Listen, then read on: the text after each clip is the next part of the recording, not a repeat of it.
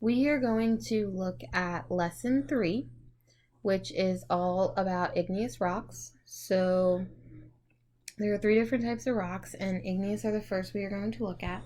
So in this lesson, we are going to talk about how geologists classify them and how igneous rocks are used. So just like always, we are going to start with the My Planet Diary. So let's take a look at that. My Planet Diary, Arctic diamonds. If you're looking for diamonds, where would you start? Maybe in a helicopter flying over the Arctic Circle. In the 1980s, a pair of geologists used a helicopter to search for diamonds in Canada. The pair knew the diamonds were more than 100 kilometers under Earth's surface. They also knew that after diamonds form, the powerful eruptions of magma can thrust diamonds into the surface through volcanic pipes. As the magma cools and hardens, the diamonds are trapped inside the volcanic rock. Geologists found a source for diamonds after searching for several years. Now, diamond mines in Canada produce one of the world's most valuable crops of diamonds. The question says, if you wanted to find diamonds, what type of rock may you look for and why? So I want you to think back to lesson 1 and think about what type of rocks are formed inside a volcano. And that'll help you figure out what type of rock you need to look for when you want to look for diamonds. So now let's take a look at the next part of the chapter. And it says, how do geologists classify igneous rocks? So look at figure 1, and that's going to be on the next page. So it says, all the rocks shown in the figure are igneous rocks. But do all these rocks look the same? No.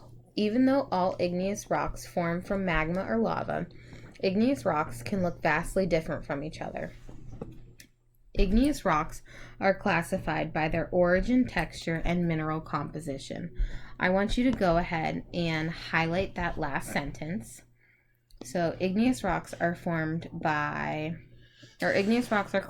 by their origin, texture, and mineral composition. And then turn the page. So first we're going to take a look at the origin. So igneous rocks may form on or beneath Earth's surface. Extrusive rock is igneous rock formed from lava that has erupted onto the Earth's surface. So I want you to highlight that. Basalt is the most common extrusive rock. Igneous rocks that formed when magma hardens beneath the Earth's surface is called intrusive rock. I want you to highlight that.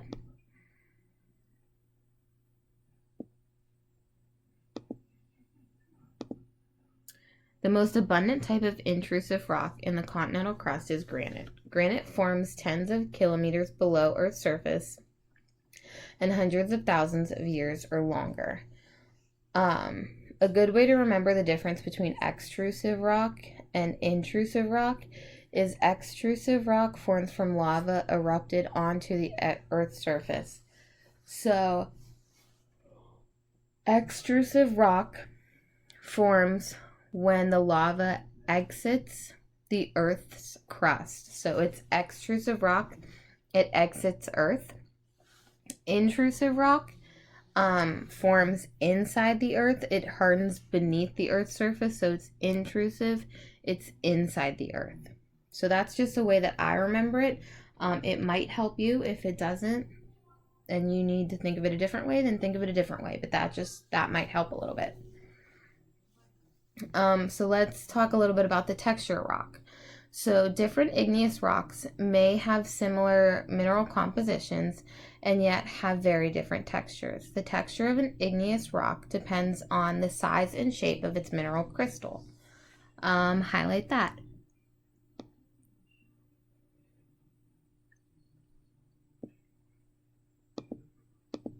The only exceptions to this rule are the different types of volcanic glass, igneous rock that lack a crystal structure. Rapid cooling lava forms fine-grained crystals or fine-grained igneous rocks with small crystals or no crystals at all. Slow cooling magma forms coarse-grained rocks such as granite with large crystals. So intrusive and extrusive rocks usually have different textures. For example, intrusive rocks have larger grains than extrusive. Highlight that.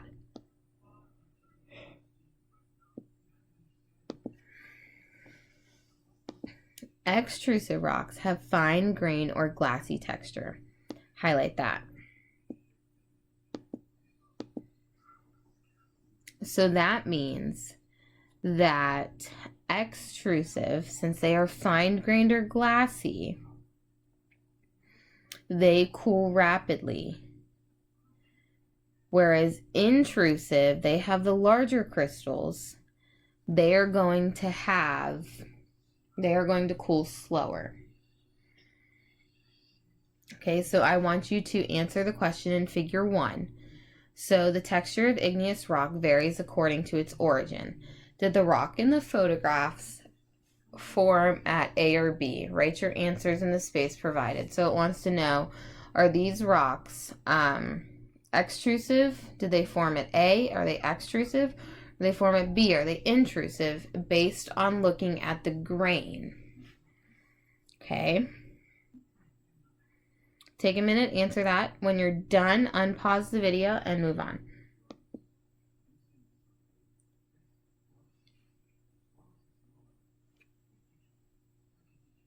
Let's take a look at the mineral composition. So recall that silica content of magma and lava can vary. Lava that is low in silica usually forms dark colored rocks such as basalt. I want you to highlight that.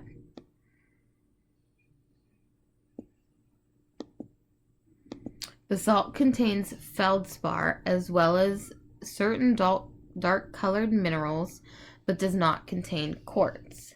Magma that is high in silica usually forms light colored rocks such as granite. I want you to highlight that as well. Granite's mineral composition determines its color, which can be light gray, red, or pink.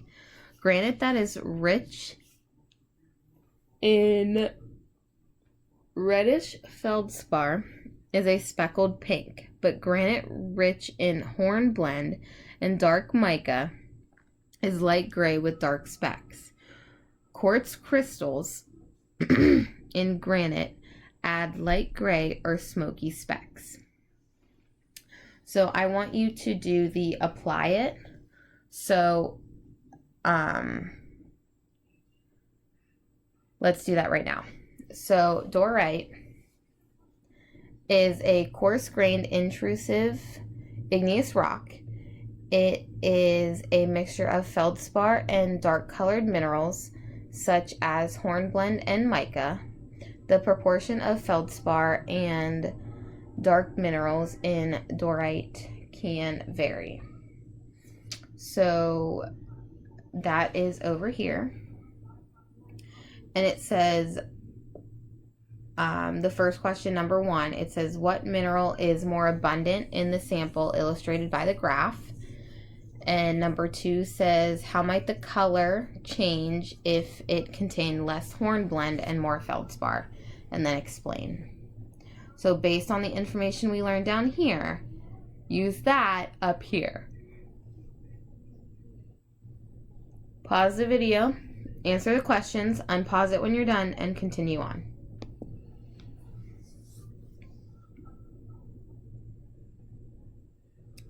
So now we're going to look at how igneous rocks are used. So igneous rocks are hard, dense, and durable. I want you to highlight that.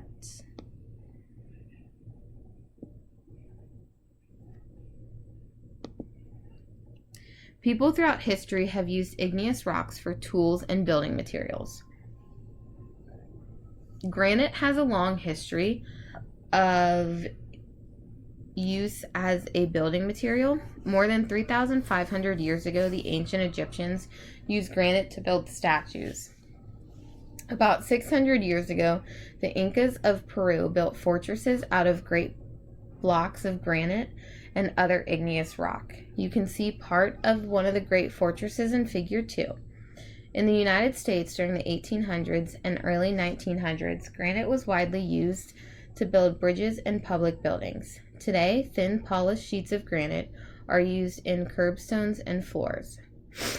Another igneous rock, basalt, can be used for cobblestones. It can also be crushed and used as a material in landscaping and in roads. Igneous rocks such as pumice and obsidian have important uses. The rough surface of pumice forms when gas bubbles are trapped in the fast cooling lava, leaving space for rock. The rough surface makes pumice a good abrasive for cleaning and polishing. Native Americans use obsidian to make sharp tools for cutting and scraping.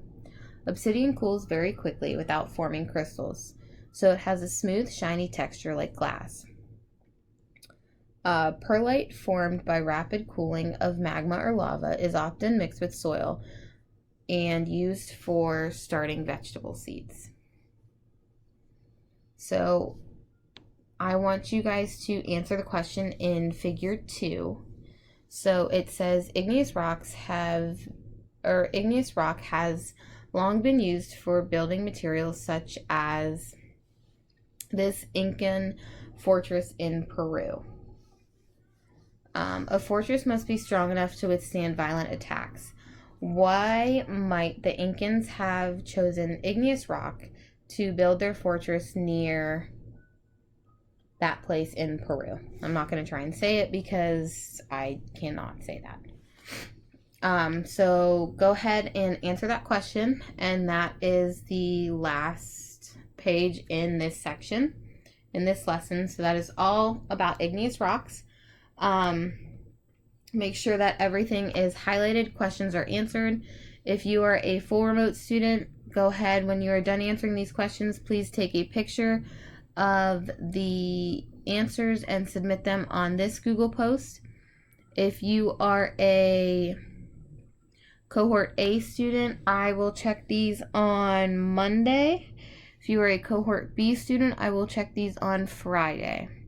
If you have any questions, please feel free to email me or call Mrs. Cease. She is our remote learning helper during the day. If not, I hope you guys have a lovely weekend. Thank you so much.